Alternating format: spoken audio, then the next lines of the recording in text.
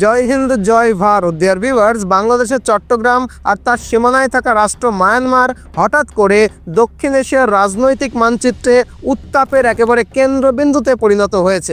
সম্প্রতি আমেরিকার সেনারা বাংলাদেশের সঙ্গে যৌথ সামরিক মহড়ায় অংশ নিতে চট্টগ্রামে অবস্থান করছে। আবার চীন যে শুধু মায়ানমারের সামরিক জুন্টা সরকারকে নিয়ন্ত্রণ করছে তাই নয়, আরও এক ধাপ এগিয়ে তারা মায়ানমারের মধ্য দিয়ে বঙ্গোপসাগর পর্যন্ত রাস্তা এবং রেল লাইন নির্মাণের পরিকল্পনা নিয়ে এগোচ্ছে। অন্যদিকে ভারতের প্রধানমন্ত্রী নরেন্দ্র মোদী সম্প্রতি পূর্ব ভারতের মিলিটারি হেডকোয়ার্টার কলকাতার ফোর্ট উইলিয়ামে এসে মিটিং করেছেন। কিন্তু কেন?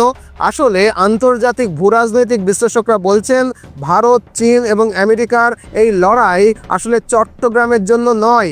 মূল লক্ষ্য হলো চট্টগ্রামের সীমান্তে অবস্থিত একটা রাষ্ট্র মায়ানমার। আসলে দীর্ঘদিন ধরেই এই অঞ্চলে এই তিন পরাশক্তির মধ্যে দড়ি টানাটানি চলছে। তাই এখন প্রশ্ন হলো, এক, মায়ানমার হঠাৎ এতটা গুরুত্বপূর্ণ হয়ে গেল কেন যে পৃথিবীর প্রধান পরাশক্তিরা একে নিয়ে প্রতিদ্বন্দ্বিতায় নেমেছে? দুই, চীন কেন মায়ানমারের মধ্যে দিয়ে বঙ্গোপসাগর পর্যন্ত রাস্তা ও রেল লাইন নির্মাণ করতে যাচ্ছে? তিন, ভারত কেন মায়ানমার থেকে অনতি দূরে নিকোবর দ্বীপপুঞ্জে একটা সেনাঘাঁটি তৈরি করছে? চার, আমেরিকা কেন বাংলাদেশের সেন্ট মার্টিন দ্বীপের বদলে এখন চট্টগ্রামকে নিজেদের স্ট্র্যাটেজিক লক্ষ্য বানাতে চাইছে? আর পাঁচ, কেন বাংলাদেশের ইউনূস সরকার চট্টগ্রামের সীমান্ত থেকে মায়ানমারে প্রবেশের জন্য মানবিক করিডর তৈরি করতে এতটা উৎসাহী? আজকের এই বিশেষ ভূরাজনৈতিক বিশ্লেষণে আমরা এই সব কিছুই বিস্তারিতভাবে জানব যে কিভাবে চট্টগ্রাম পুরো দক্ষিণ এশিয়ার ভূরাজনীতির কেন্দ্রে পরিণত হয়েছে। তো চলুন শুরু থেকে শুরু করি। দেখুন, দক্ষিণ এশিয়ার ভূরাজনীতিতে হঠাৎ মায়ানমারের গুরুত্ব কেন উল্কা গতিতে বেড়ে গেল সেটা বোঝার জন্য মায়ানমারের ইতিহাসটা একটু ভালো করে বোঝা দরকার। প্রথমেই মানচিত্র দেখতে পাচ্ছেন, এই হলো মায়ানমার রাষ্ট্র। এই মায়ানমার দেশটা অনেকগুলো প্রদেশ নিয়ে গঠিত, তবে আমাদের আলোচনায় দুটো প্রদেশের কথা বারবার ঘুরে ফিরে আসবে। একটা হচ্ছে কাচিন প্রদেশ, উত্তর মায়ানমারে অবস্থিত, আর দুই হলো রাখাইন প্রদেশ, যেটা বঙ্গোপসাগরের উপকূলে অবস্থিত। আপনারা মানচিত্র দেখতে পাচ্ছেন। এখন ইতিহাসের দিকে নজর দিলে দেখা যায় মায়ানমার একসময় ব্রিটিশ উপনিবেশ ছিল, তখন তার নাম ছিল বার্মা। ব্রিটিশরা চলে যাওয়ার পর 1948 সালে দেশটা স্বাধীনতা লাভ করে এবং একটা গণতান্ত্রিক সরকার গঠিত হয়। এখন সেই সময় পৃথিবী জুড়ে চলছিল আমেরিকা এবং সোভিয়েত ইউনিয়নের মধ্যে ঠান্ডা যুদ্ধ। ফলে দক্ষিণ পূর্ব এশিয়ার বহু দেশ আমেরিকার পক্ষে যুক্ত হচ্ছিল, কিন্তু মায়ানমার সেই পথে হাঁটেনি। মায়ানমার সেই সময় জোট ও নিরপেক্ষ নীতি গ্রহণ করে, মানে আমেরিকা বা সোভিয়েত কারো পক্ষেই তখন যায়নি। যাই হোক, 1960 থেকে 70-এর দশকে মায়ানমারের গণতান্ত্রিক সরকারকে হটিয়ে চীনের মদতে দেশটিতে সেনা শাসন বা মিলিটারি জুন্টা শাসন প্রতিষ্ঠিত হয়। আর তারপরে দেশটির সামরিক জুন্টা সরকারের সঙ্গে চীনের খুবই ঘনিষ্ঠ সম্পর্ক গড়ে ওঠে। এরপরে 1990-এর দশকে ঠান্ডা যুদ্ধ শেষ হলে মায়ানমারে চীনের প্রভাব আরও অনেক বেশি শক্তিশালী হয়ে ওঠে। অন্যদিকে 1990-এর দশক থেকে আমেরিকা মায়ানমারের সেনা শাসনকে হটিয়ে গণতন্ত্র প্রতিষ্ঠার উদ্যোগ নেয়। তারা মায়ানমারের ন্যাশনাল লীগ ফর ডেমোক্রেসি দলের নেত্রী অং সান সু চিকে সামনে আনে এবং আমেরিকা তাকে নোবেল শান্তি পুরস্কার পর্যন্ত পাইয়ে দেয়, যাতে আন্তর্জাতিক ক্ষেত্রে তার জনপ্রিয়তা দ্রুত বাড়ে। মানে এই সময় আমেরিকা চাইছিল ভারতকে পাশে নিয়ে লুক ইস্ট পলিসির মাধ্যমে মায়ানমারে গণতন্ত্রকে প্রতিষ্ঠা করতে। কিন্তু অন্যদিকে চীন মায়ানমারের সেনা শাসকদের পাশে শক্তভাবে দাঁড়িয়েছিল। মায়ানমারের রাজনৈতিক ক্ষেত্রে চীন এবং আমেরিকা তখন একেবারে মুখোমুখি প্রতিদ্বন্দ্বিতা করছিল। তবে তার আগে মানে 1980-র দশকে মায়ানমারে কিন্তু একটা গুরুত্বপূর্ণ ঘটনা ঘটে যায়। সেখানে বৌদ্ধ ধর্মকে রাষ্ট্রধর্ম ঘোষণা করা হয়, আর এতে উত্তর মায়ানমারের কাচিন প্রদেশের জনগণ, যাদের অধিকাংশই খ্রিস্টান, তারা ভীষণ রকমের ক্ষুব্ধ হয়ে ওঠে। ফলস্বরূপ তারা গঠন করে কাচিন ইন্ডিপেন্ডেন্স অর্গানাইজেশন বা KIO এবং তার সামরিক শাখা কাচিন ইন্ডিপেন্ডেন্স আর্মি বা KIA। প্রকৃতিগতভাবে খ্রিস্টান সংগঠন হওয়ায় তারা আমেরিকার সঙ্গে ঘনিষ্ঠ সম্পর্ক স্থাপন করে, কারণ আমেরিকা তখন খ্রিস্টান মিশনারিদেরকে সক্রিয়ভাবে সমর্থন করছিল। কিন্তু যেহেতু মায়ানমারের সেনাশাসনকে চীন সমর্থন দিচ্ছিল, তাই চীন কাচিনদেরকেও বোঝাতে শুরু করে যে আমেরিকার সঙ্গে না গিয়ে আমাদের সঙ্গে থাকো, আমরা অর্থ দেব, অস্ত্র দেব, কাচিন প্রদেশে তোমাদের আঞ্চলিক স্বায়ত্তশাসনটাকেও নিশ্চিত করব। এভাবে চীনের হস্তক্ষেপে শেষ পর্যন্ত কাচিন প্রদেশ আঞ্চলিক স্বায়ত্তশাসন পায় এবং ধীরে ধীরে তারাও চীনপন্থী হয়ে ওঠে এবং সেই থেকে আজ পর্যন্ত মায়ানমারের কাচিন প্রদেশে কেন্দ্রীয় জুন্টা সেনা শাসনের প্রায় কোনো রকমের প্রভাব নেই। আজও কাচিন প্রদেশে কার্যত কাচিন ইন্ডিপেন্ডেন্স আর্মির স্বায়ত্তশাসন বা স্বশাসন চলছে। তবে এখানে একটা উল্লেখযোগ্য বিষয় যে এই কাচিন ইন্ডিপেন্ডেন্স আর্মি ভারতের সঙ্গেও কিন্তু ঘনিষ্ঠ যোগাযোগ বজায় রাখে, কিন্তু কোন স্বার্থে এবং কেন তাদের সঙ্গে ভারতের সম্পর্ক গড়ে উঠল সেটা ভিডিওর পরের অংশে গিয়ে আমরা বুঝবো এবং ব্যাখ্যা করব। তার আগে আরেকটা গুরুত্বপূর্ণ বিষয় বলে রাখা দরকার যে শুধু কাচিন প্রদেশই নয়, 1990-এর দশকে মায়ানমারের দক্ষিণে বঙ্গোপসাগরের উপকূলে অবস্থিত রাখাইন প্রদেশও একটা শক্তিশালী বিচ্ছিন্নতাবাদী সংগঠন মাথাচাড়া দেয়, যার নাম রাখাইন আর্মি। সেই সময় থেকে আজ পর্যন্ত এই প্রদেশ কার্যত মায়ানমারের সামরিক জুন্টা সরকারের নিয়ন্ত্রণের বাইরে। বর্তমানে রাখাইন প্রদেশটাকে নিয়ন্ত্রণ করছে রাখাইন আর্মি। উল্লেখযোগ্যভাবে আজকের দিনে এই রাখাইন আর্মির সঙ্গেও কিন্তু ভারতের উল্লেখযোগ্যভাবে ঘনিষ্ঠ যোগাযোগ রয়েছে। তবে শুধু কাচিন বা রাখাইনই নয়, মায়ানমারের বিভিন্ন অঞ্চলে এরকম আরও বহু বিচ্ছিন্নতাবাদী সশস্ত্র গ্রুপ রয়েছে যারা নিজ নিজ এলাকাকে কার্যত নিয়ন্ত্রণ করে চলে। তবে এদের অধিকাংশই চীনের অর্থ বা ফান্ড দ্বারা পরিচালিত।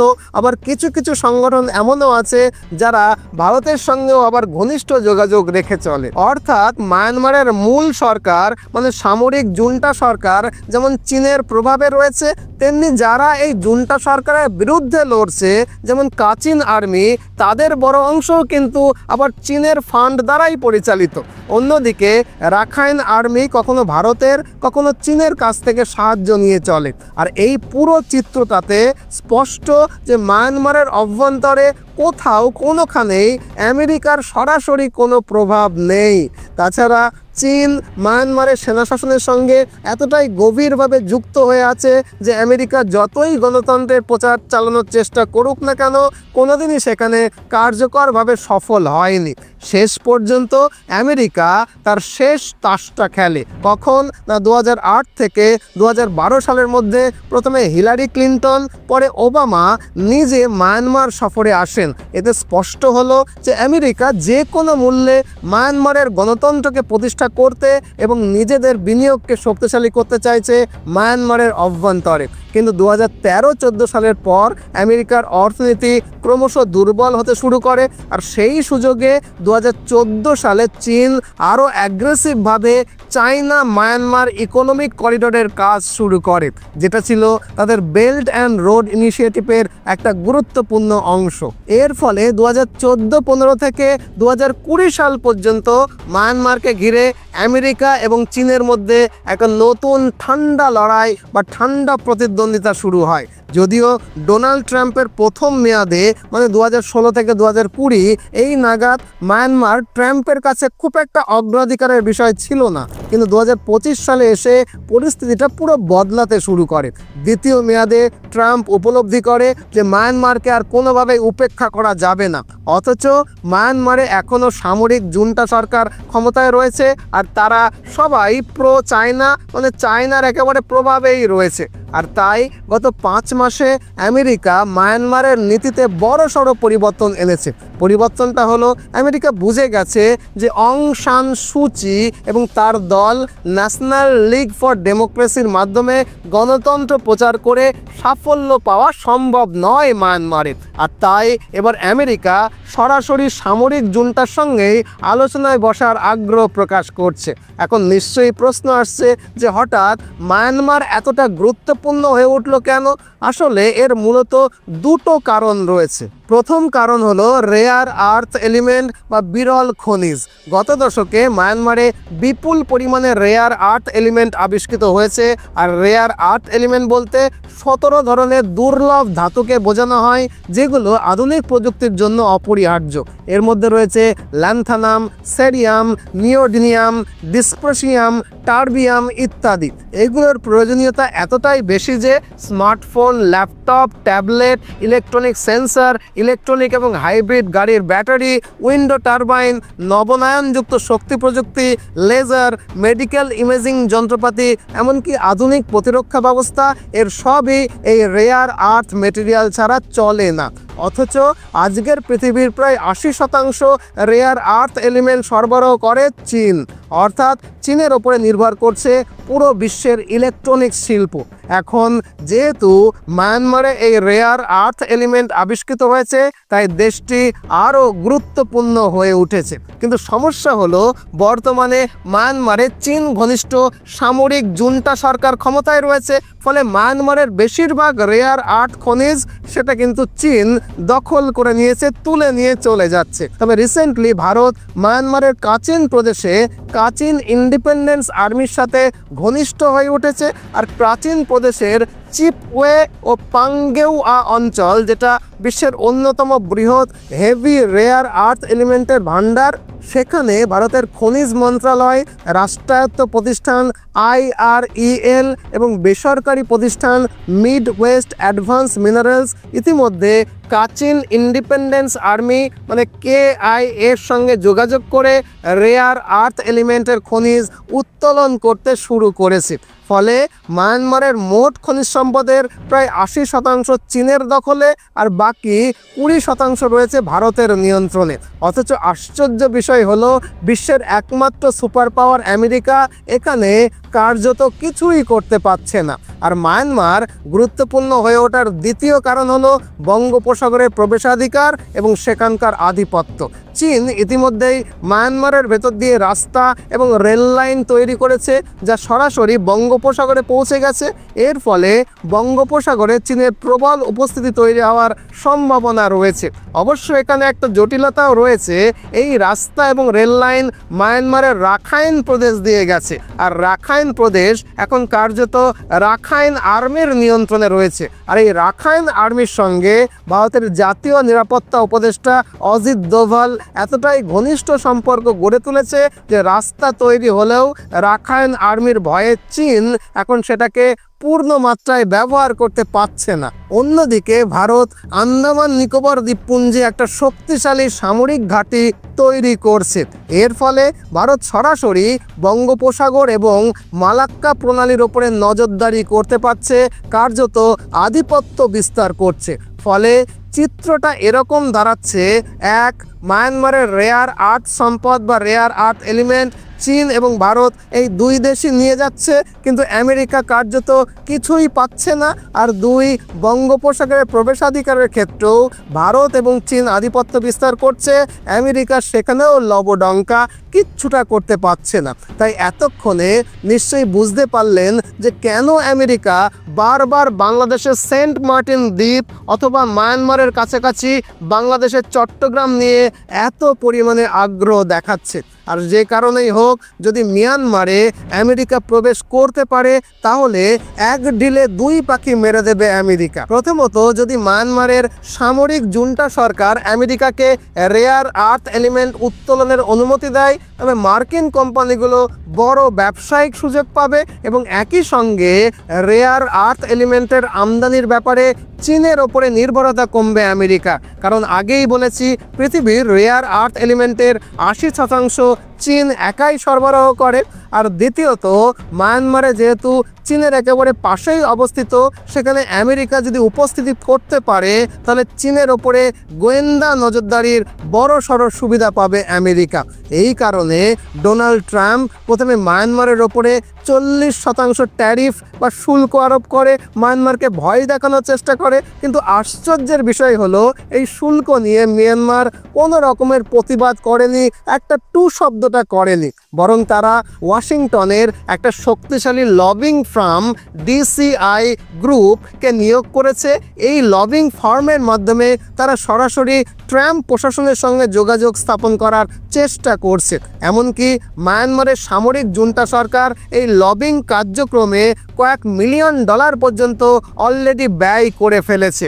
এখন স্বাভাবিকভাবেই মায়ানমারের সামরিক জুন্টা সরকারের এই পদক্ষেপে চীন মোটেও খুশি নয়। ঐতিহাসিকভাবে মায়ানমারের সেনা শাসনের সঙ্গে চীনের সম্পর্ক তো ভালোই, তাহলে এখন কেন এই মিয়ানমারের সামরিক জুন্টা সরকার আমেরিকার দিকে ঝুঁকছে? আসলে মায়ানমারের সামরিক জুন্টা সরকার ভাবছে যদি রেয়ার আর্থ মেটালসের বাণিজ্যের মাধ্যমে তারা আমেরিকার সঙ্গে বন্ধুত্ব করতে পারে এবং গ্লোবাল মার্কেটে প্রবেশের সুযোগ পায়, তবে মায়ানমার এক ধরনের গ্লোবাল প্লেয়ার হিসাবে উঠে আসতে পারবে। যদিও তাদের বড় কোনো আন্তর্জাতিক উচ্চাকাঙ্ক্ষা নেই, কিন্তু আমেরিকার নিষেধাজ্ঞার কারণে দেশটা গ্লোবাল লেভেলে বড় একঘরে হয়ে রয়েছে।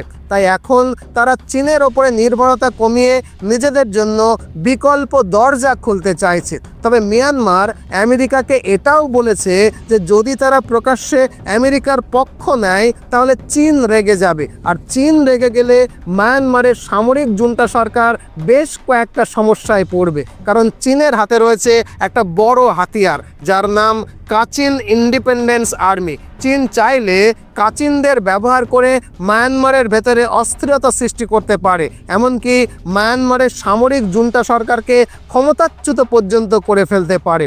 আর তাই আমেরিকা এখন ভারতের সঙ্গে কূটনৈতিক তৎপরতা চালাচ্ছে, কারণ ভারতের সঙ্গে কাচিনদের আবার সম্পর্ক ভালো, আর আমেরিকা চাইছে ভালো সম্পর্কের এই সূত্র ধরে কাচিনদেরকে ধীরে ধীরে চীনের প্রভাব থেকে সরিয়ে নিজেদের পক্ষে নিয়ে আসতে। তবে মায়ানমারের ওপরে প্রভাব তৈরি করতে আমেরিকা ভারতের ওপরেও আবার পুরোপুরি ভরসা করতে পারছে না, এবং একই সঙ্গে মায়ানমারের সামরিক জুনটাও যে আমেরিকার পাশে দাঁড়াবে এই বিষয়েও তাদের পূর্ণ নিশ্চয়তা নেই।